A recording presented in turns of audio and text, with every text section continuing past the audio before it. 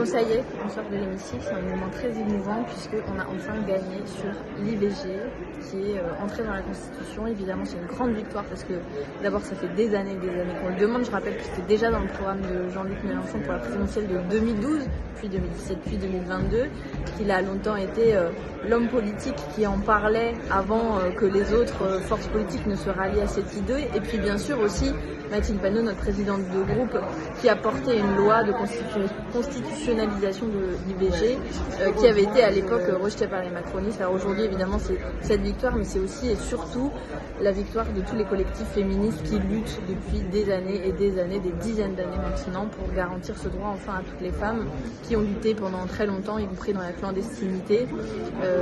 et avec beaucoup de courage. Et donc c'est à elles, à toutes ces femmes qui ont dû avorter dans des conditions extrêmement compliquées qu'on pense aujourd'hui. Et puis par ailleurs, ce droit,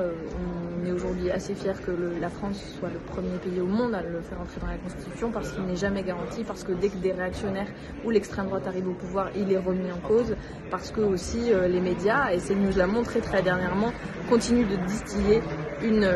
idéologie réactionnaire qui remet en cause ces droits des femmes. Et puis enfin, parce que évidemment les plannings familiaux ferment, les centres IVG ferment, et que les possibilités d'accès concrètes à l'IVG sont encore aujourd'hui menacées, notamment par la double clause de conscience des médecins contre laquelle on continuera de lutter. Donc voilà, il reste beaucoup de sujets pour les droits des femmes, mais c'est un très beau jour aujourd'hui.